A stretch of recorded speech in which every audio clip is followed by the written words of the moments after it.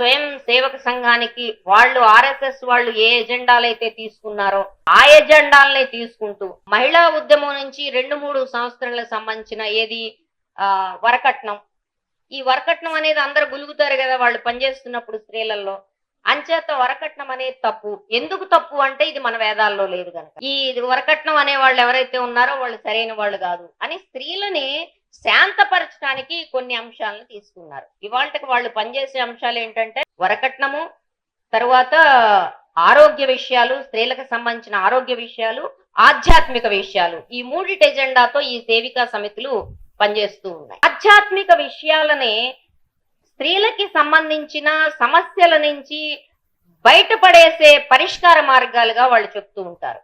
కాబట్టి ఇవాళ మన మురికి వాడల్లో, బస్తీల్లో, చివరికి దళిత బస్తీలలో కూడా భజన సంఘాలు మీరు విపరీతమైన భజన సంఘాలు ప్రమోట్ చేయటంలో, గుళ్ళ చుట్టూతా ఆడవాళ్ళని సమీకరించటంలో ఈ సేవికా సమితులు చాలా కీలకమైన పాత్రని, ఒక వెరీ సపోర్టివ్ రోల్ ని, ఒక రకంగా చెప్పాలంటే పైన సామాజిక మొబిలిటీ అంటే సమాజంలో సంచరించగలిగిన అనుమతి కలిగిన మగవాళ్ళు, సామాజిక ఆమోదం ఉంది మగవాళ్ళకి తిరగడానికి, మగవాడు అంటే తిరగాల. సో సామాజిక ఆమోదం కలిగిన మగవాళ్ళు అటు రాజకీయాల్లోనూ ఇటు సామాజిక అంశాల్లోనూ లేకపోతే ఏమీ లేకపోయినా ఇంతో అంతో కాస్త లోకజ్ఞానం బయట తిరిగి పొందుతున్న నేపథ్యంలో ఇలాంటి వాటికి దూరంగా అంటే నేను చెప్తుంది భారతదేశంలో ఆడవాళ్ళు ముఖ్యంగా మెజారిటీ ఆడవాళ్ళు 80% ఆడవాళ్ళు శ్రమలోనే ఉన్నారనే విషయం నేను పక్కన పెట్టి చెప్పడం లేదు. శ్రమలో ఉన్నప్పటికీ గానుగెద్దుల మాదిరిగా వాళ్ళకి బయట సమాజానికి ఉండే ఎక్స్పోజర్ చాలా తక్కువ. ఈ ఎక్స్పోజర్ తక్కువ ఉండే నేపథ్యంలో వాళ్ళని సమీకరించడంలో, అంటే ఒక రకంగా చెప్పాలంటే సగం జనాభాని నిశ్శబ్దంగా వాళ్ళ మనసుల్లో ఈ విషయాన్ని నింపటంలో సేవికా సమితి చాలా కీలకమైన పాత్ర పోషించింది. సడన్ గా 87లో దుర్గావాహిని, ఇప్పుడు సాధ్వీ శక్తి సమితి, సాధ్వీ శక్తి పరిషత్, దుర్గావాహిని అప్పుడు ఏర్పడింది. ఇప్పుడు చాలా పిల్ల సేవికా సమితులకి చాలా ఏర్పడ్డాయి, శివశక్తి సమూహాలు అవి ఇవి చాలా ఏర్పడ్డాయి. కానీ దుర్గావాహిని వాళ్ళు బాబ్రీ శిలాన్యాస్ లో గాని, బాబ్రీ మసీదు కూల్చివేతలో గాని ఇక్కడ కట్టుకొని, మరి మీలో ఎంతమంది ఆ దృశ్యాలు చూసారో నాకు తెలియదు, కట్టుకొని వాళ్ళు వీరంగా లేస్తుంటే వాళ్ళ ముందు కరసేవకులు ఎందుకు పనికి రాకపోయిన దృశ్యం చూస్తే ఆ కూలగొట్టంతో సహా ఇంత అగ్రెసివ్ గా ఆడవాళ్లు కూడా ఉండగలరా?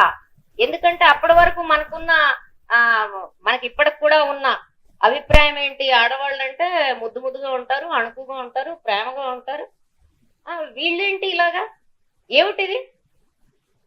మరోవైపున అదే క్రమంలో ఒక చర్చను కూడా మనం చూస్తాం. ఏంటి అంటే ఇంతకాలానికి నారీ శక్తి మేల్కొంది అంటే అప్పటి వరకు హక్కుల కోసం జరిగిన పోరాటాలు, ఉద్యమాలు, ప్రాణత్యాగాలు చేసిన అసంఖ్యాకమైన ఈ దేశ మహిళలు ఎవ్వరు గుర్తురాల. అప్పుడు ఒక ఇంటలెక్చువల్ బ్యాచ్, ఒక మేధావుల బ్యాచ్ బయలుదేరింది. చూడండి, నారీ శక్తి బయటకు వచ్చింది, ఇవాళ ధర్మాన్ని కాపాడడం కోసం వచ్చింది.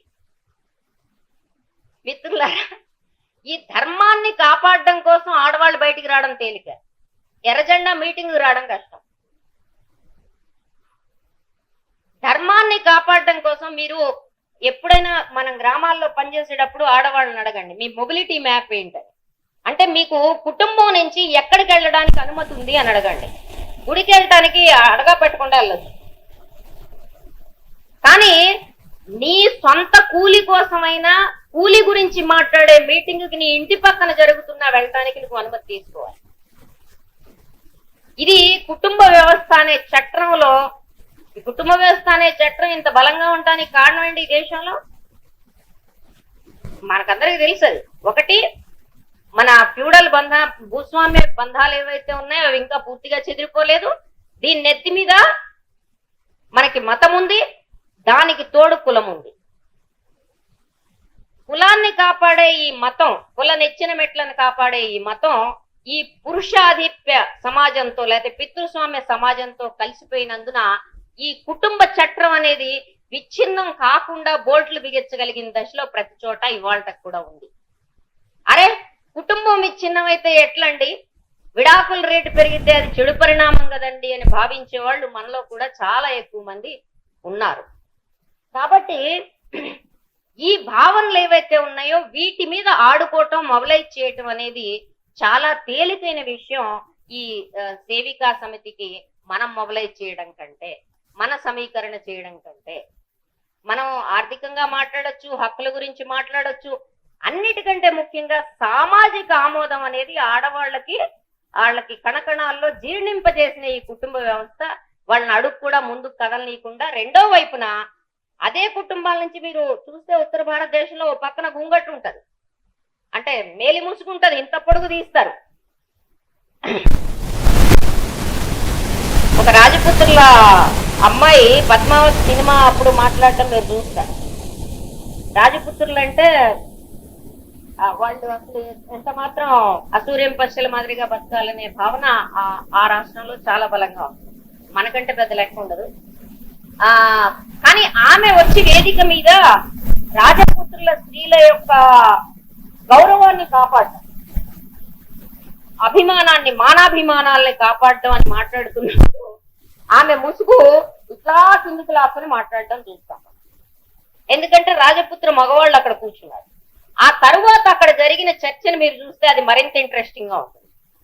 ఈ రాజపుత్ర స్త్రీలని మైకుల్లో మాట్లాడనివ్వాలా వద్దా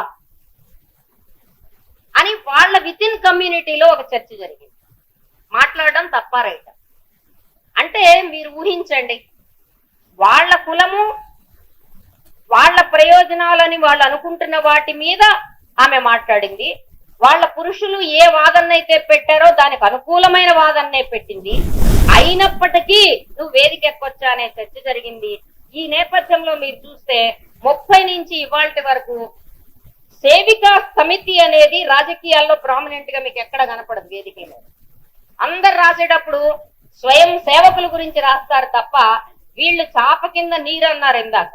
ఆ చాప కింద నీరులాగా వీళ్ళు చేసిన మొబలైజేషన్స్ అవి ఏ స్థితికి దేశాన్ని తెచ్చాయనే దాని మీద అబ్జర్వేషన్స్, స్టడీస్ కూడా చాలా తక్కువగా ఉన్నాయి. రాతలు కూడా దాదాపుగా ఆర్ఎస్ఎస్ గురించి రాసిన వాటిలో సేవికా సమితి యొక్క ప్రస్తావన చాలా తక్కువ సందర్భాల్లో కనపడుతుంది. తర్వాత ఇది చెప్పిన తర్వాత స్త్రీల శరీరాల పట్ల ఫ్యాసిజము, దానికి సంబంధించిన అభిప్రాయాలు ఎట్లుంటాయని చెప్తూ ప్రస్తుత పరిణామాలకి, చెలరేగుతున్న మతోన్మాదానికి, ఈ ఫ్యాసిస్ట్ గవర్నమెంట్ అధికారంలోకి వచ్చిన తర్వాత స్త్రీల మీద పెరుగుతున్న హింసకి మధ్యుండే గాఢమైన అనుబంధాన్ని మనం అర్థం చేసుకోగలం.